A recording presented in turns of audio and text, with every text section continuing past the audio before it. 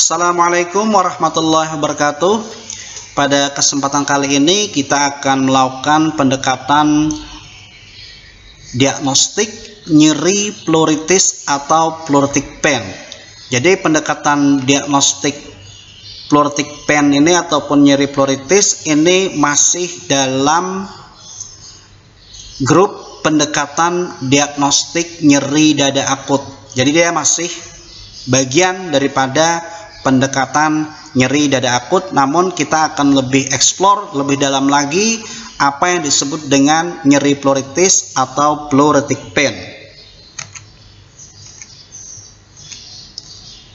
Jadi yang pertama, untuk kasus-kasus pleuritic pain, saya sudah katakan pada video sebelumnya tentang pendekatan diagnostik nyeri dada akut yang disebut dengan nyeri pleuritis atau pleuritic pain adalah nyeri dada yang ada hubungannya dengan tarikan napas.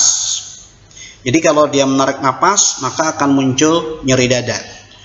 Yang pertama adalah apakah potoronsen dada bersifat diagnostik suatu pneumotorak misalkan. Kalau ada, berarti pleuritic pain-nya itu kausanya adalah atau sebabnya itu adalah dari pneumotorak. Tapi kalau misalkan kita tidak menemukan tanda-tanda pneumotorak pada gambaran potoronsen dada, kita cari lagi apakah ada tanda-tanda konsolidasi.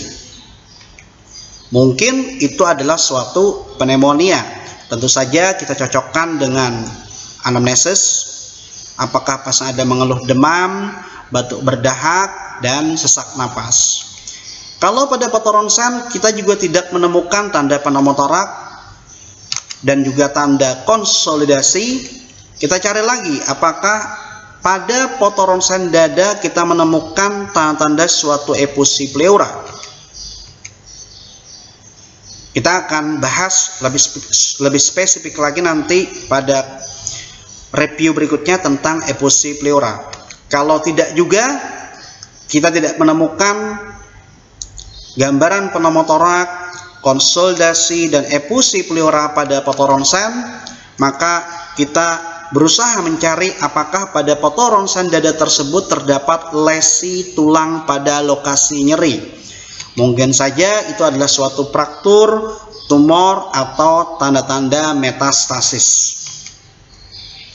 Kalau tidak ada juga,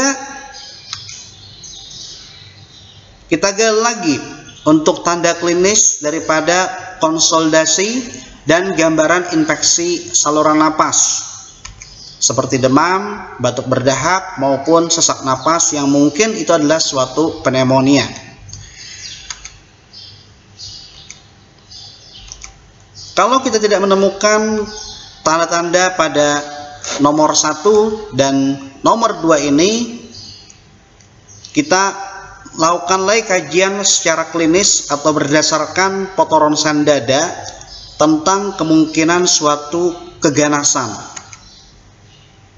Maka bila potoronsen menunjukkan keganasan ataupun secara klinis terdapat tanda-tanda keganasan, misalkan terjadi penurunan nafsu makan, penurunan berat badan yang tidak dapat dijelaskan penyebabnya, maka pemeriksaan CT scan dada patut dipertimbangkan.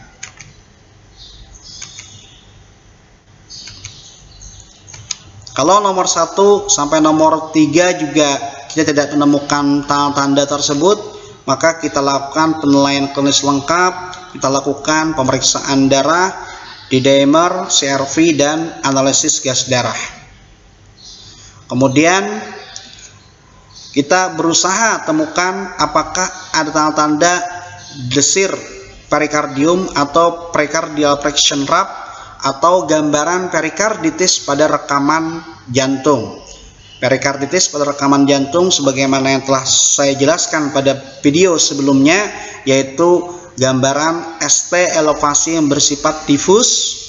Dia tidak berkelompok atau segmental sebagaimana suatu STEMI, tapi dia bersifat diffuse. Kemudian ST elevasinya itu adalah ST elevasi yang gambarannya itu berbentuk cekung atau kongkap. Tidak sebagaimana suatu STEMI yang gambaran EKG-nya itu elevasinya itu berbentuk cembung.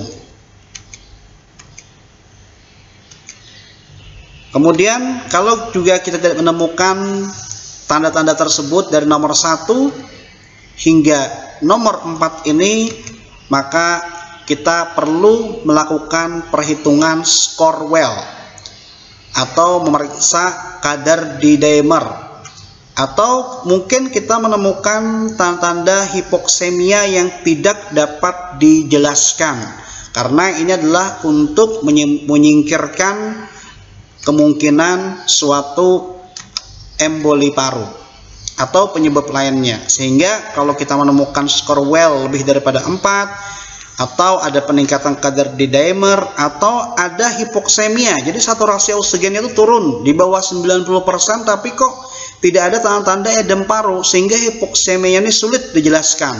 Jadi bukan karena pneumotorak, bukan karena konsolidasi, bukan karena efusi pleura, ataupun tanda-tanda diagnostik yang lainnya pada fotoronsen, maka ini kita pertimbangkan pemeriksaan CT pulmoner angiografi untuk menyingkirkan kemungkinan suatu emboli paru.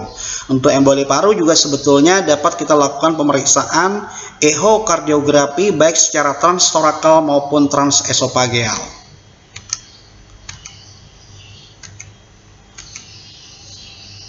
Nah, kalau nomor 1 dan nomor 5 ini tidak juga kita temukan, kemungkinan pleuritic pain itu berasal dari nyeri muskuloskeletal ataupun suatu infeksi virus, ataupun kita patut pertimbangkan penyebab-penyebab yang lainnya.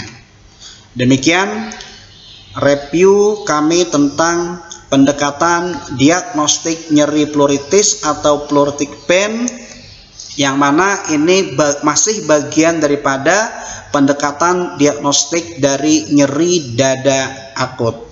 Sekian, terima kasih. Wassalamualaikum warahmatullahi wabarakatuh.